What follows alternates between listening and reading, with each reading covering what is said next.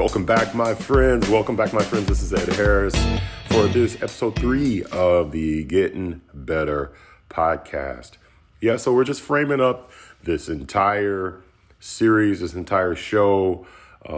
I can tell you, as I've been seeking the Lord and praying about how the direction of this show will go and asking Him for directions for how to talk to you guys and how we should interact as a community, I've certainly gotten a little bit more insight. So as it stands right now, nothing will be predictable or consistent just as we are seeking Him. So for those of you who are brave enough to check out these first few episodes and get into the weeds with me on this, it's a challenge. There's a challenge because your normal systems and mechanisms want routine. Our flesh wants routine. And here, I'm not throwing any routines right now, which I have to tell you, that's extremely difficult for me, for myself. And I know that some of you who are friends of mine or people who are starting to get onto this podcast, it's also difficult for you as well. I would say press into the feeling of why we need so many mechanisms and what do they provide for us? I mean, they're not all bad. All systems and mechanisms are not bad, but some things, when we get into routine, we miss what the ebb and flow and the actual reality of our world could be. I'll give you a very practical example before we get into what I want to talk about here today. Here's a practical example. If you get up, quote unquote, late for work or late for a meeting, you go into overdrive. It does stuff to your physiology, to your mental condition, cortisol levels and everything like that. Like you're in a hurry. And then from that, if you don't hit normal routines, stuff that you normally hit, then there could be an internal frustration with not achieving what you normally achieve. Showering the way you normally shower, coffee the way you normally coffee, having clothes, and then if the clothes aren't in a place where you can access them, or if you haven't done laundry, that could create further frustration. Maybe there's not enough gas in the car and you have to drive to your office, your meeting, your whatever, and you have to stop and get gas. And the daily stops that you normally make are inconvenienced by the fact that you, quote unquote, got up late. Well, that our routines throw it off. And then what happens is if we don't forget about that at some point, we can carry that issue, that choice, the choice to be frustrated or anxiety filled throughout the day. And so it's kind of what I want to talk about is the routine is not the routine here at the Gettin Better. So how can we help with that? I don't know if I can help you with it, but I think we can just point out that when things don't go the way we planned, or the way we plan, what do we do? And there could be a number of things that we do that are positive. I want to point out that just because we're late, that does not mean that we should go for chaos. In fact, there is one among us that would love for us to not be focused on the things we need to be focused on in terms of mindfulness and being at peace and being in Jesus in our very present condition, choosing Jesus and choosing His peace. Not saying we're not. This has nothing to do with whether we are saved or not. Oftentimes people go, well, I'm saved. Yes, be saved, be in Jesus. But at this moment, when you panic, if your actions don't represent Jesus, then the actions don't represent Jesus. And so I think the goal for me, at least as I seek the Lord for us in these Gettin Better podcasts, is to see how we can get our tool bag, not even adding more tools, but how we can organize it and maybe look at the tools we got so that we can do better with what we got. And I say we because me, you, all of us. And so this Gettin Better podcast, the whole name of the show, the whole reason behind it is let's take a look at things and maybe possibly shake up the systems that are not maybe producing the type of fruit that we desire. And then from there, try to see what we can do to improve. So with that, there is no rhythm. These are all tests. This is all like a test of what it is that we feel that what we want to do. Eventually, I'm sure we'll drop into a routine. But think about it like this, as we think about that getting up in the morning and possibly how that could be just disruptive to an entire day. Well, in the past, when I've done podcasts, we've said, okay, we're going to release it on this day and do it on this day. And, for whatever reason, that's what we thought we would do. And it's like, okay, routines, people establish routines. And like I said, some of that structure is good. When you are in a routine, as long as it doesn't become automated and ROTE, and then without emotion, without commitment, which there are some things that need to be done without commitment. You breathe without emotion, so like I said, some of these routines are very good. But when we wake up in the morning, we wake up with gratitude.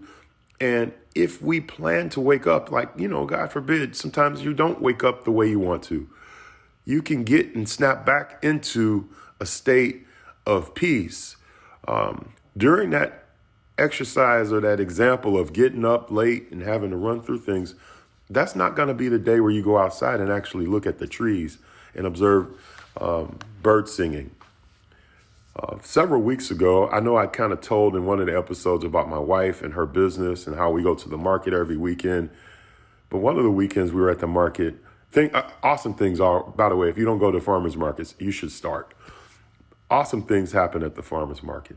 Love is exchanged. There's just a level of humanity there that is, you can find is missing. It's not the same as going to a grocery store or even going to, say, like a central market. When you go to a farmer's market, there are other people like you and I exchanging gifts, exchanging merchandise, money, and love, man. And there's nothing like the farmer's market. That it reminds you of the old world, any old village or town where you went to the town square, everybody on a different day of the week or weekend had their wares out, and that's how they made their living, or a part of their living. And so the farmers market is awesome. We're at the farmers market, and I was surprised to receive. We're always getting something and giving something. I was surprised to receive a birdhouse. My wife and I got a birdhouse. It was the first birdhouse that I actually ever owned. Now, I've wanted birdhouses. I've gotten those hummingbird things, like the hummingbird attraction kit where you put some nectar on a feeder, and then occasionally, if you're blessed, the hummingbirds come up. So I've done that in the past, but I've never done a birdhouse. And so in just life, I just hung the birdhouse on one of the trees. I didn't even do it fancy. I didn't mount it. I just hung it on one of the trees. So, it can get windy and it kind of blows the birdhouse around a little bit. Well, I didn't put any food. I didn't do anything. I'm not even familiar with how to work with a birdhouse. But what ended up happening is in a few weeks, we started getting these beautiful little birds, and they sing the most amazing songs all day long. And my wife's office is right by where I hung the birdhouse outside, so she could open the window, see the birdhouse, of course, see these beautiful little sparrow-like birds. And they're really pretty. They got pretty colors on them.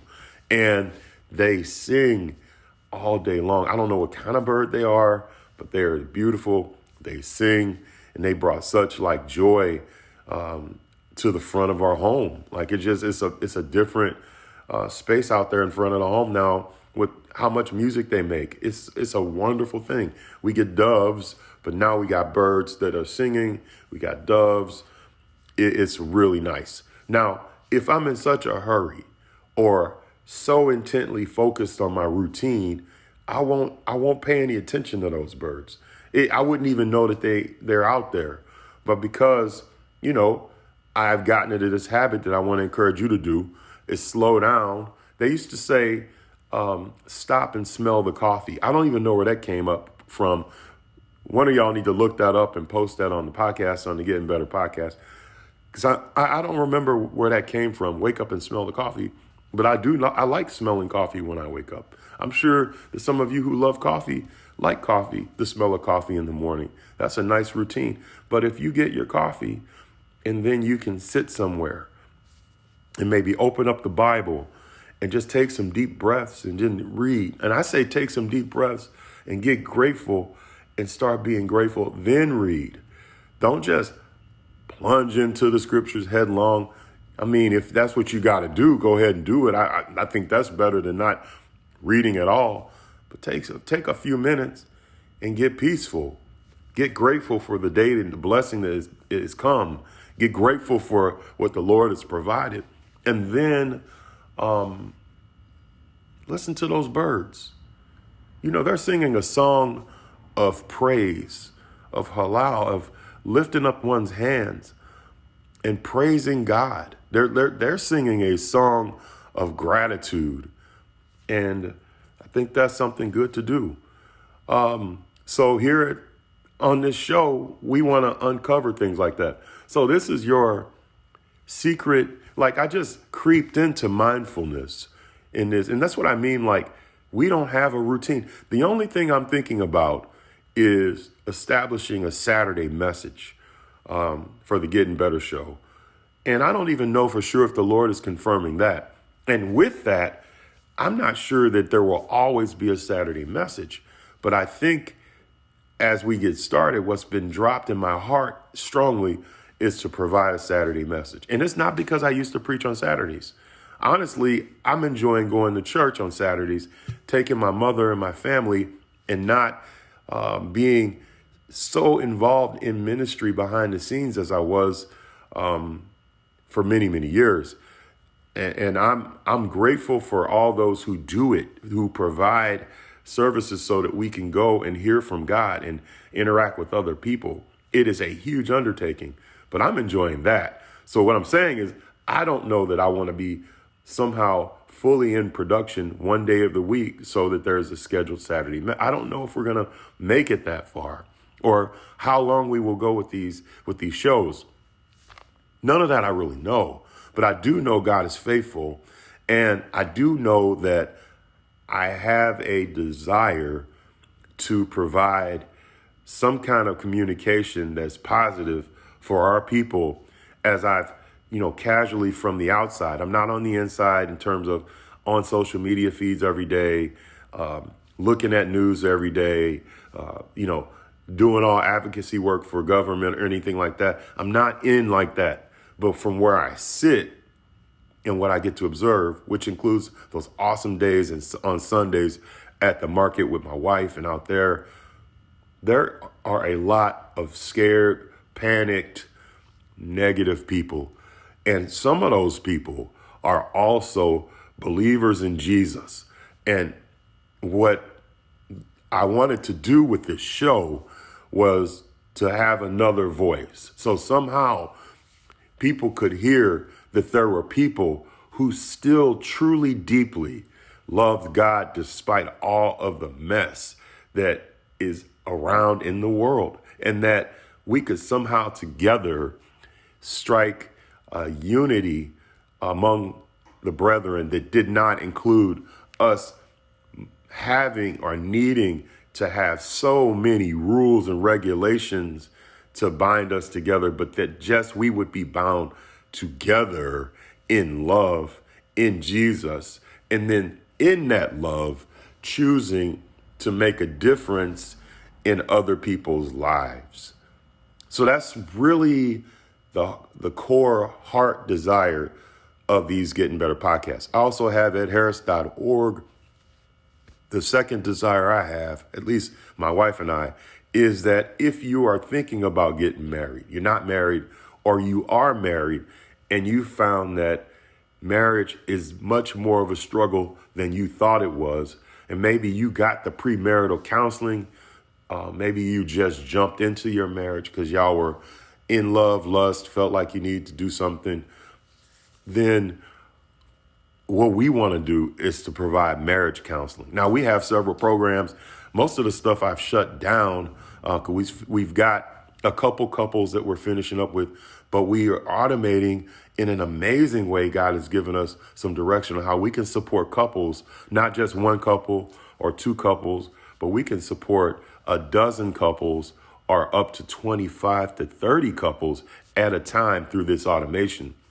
So what that does is as it takes a lot of time to do that, is we have to attach $1 to that. We've actually been able to through this automation to potentially reduce all the cost.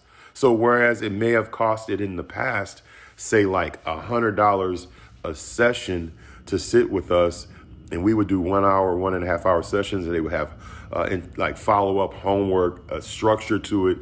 Now we're going to be able to bring that type, I should say, of support for far less money on a monthly basis. So you would be talking about now something like $100 a month for a marriage course that would engage you in ways that you never even imagined, versus paying, $1,200 for, 3 weeks or something like that. Something that it could be a budget breaker. And what we want to see is marriages impacted for change, and not allow the cha-ching, to change the money to prohibit people from getting what they need.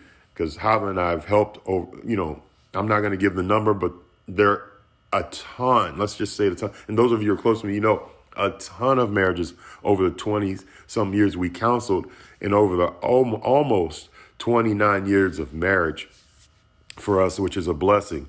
And I'll just close by saying, I'm going to get ready to close here this Getting Better podcast episode. If you know me, you know that God has done miracles in our life, in our lives, and he can use anyone. If he could use Moses, a man who claimed to have poor speech, to actually lead a whole entire nation of people, certainly that's a miracle. He can certainly use me to lead a few people to a deeper relationship with Christ, to a deeper relationship with their spouse. And that is, that's the secondary thing for us. So if through this we're able to somehow impact others, great. I want to say, as we wrap up here, that will include interviews. I had mentioned before, we want to interview the awesome Hava Harris, my wife, and she's doing some amazing things, man. And it's in the body of Christ. I think we need to hear about people who have made total life changes, and doing what she's doing. She's fantastic. But there are others. There are others we will interview. There are times when her and I are part of these Getting Better podcasts are going to get on and just do a marriage coaching or talk about some aspect of marriage. So you wouldn't always have to get in touch with us to hire us for coaching or whatever. You're going to hear through the podcast and through the show, you'll hear various nuggets. If you're listening with a spiritual ear, you can hear a fabric or a chord through the fabric of this conversation that says, I love you, and we want you to have whatever God wants for you. That's what you should be able to hear through the show today, because that's my heart.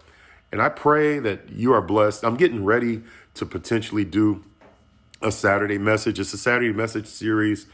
It will deal with the carnality of man and the spirituality of man. It's going to be a series. I don't know how long it will go, but I plan on dropping these on Saturday as a part of that, what I was saying, praying into a Saturday message. And when those are through, that's not saying, like I said, that we would have perpetual Saturday messages going on forever. I'm not really sure about the direction. I just want to continue with you to seek the Lord.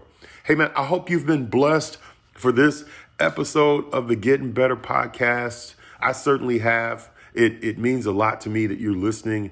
Please subscribe to the show, set your notifications so that you know, hey, man, there's a new show out there. I want to go check it out. And do me a favor, pass this information on to a friend, a family member, even an enemy, whoever you want to pass it to them, and know that the goal for us as a body, as a community, is to continue to get better. We'll check you guys next episode.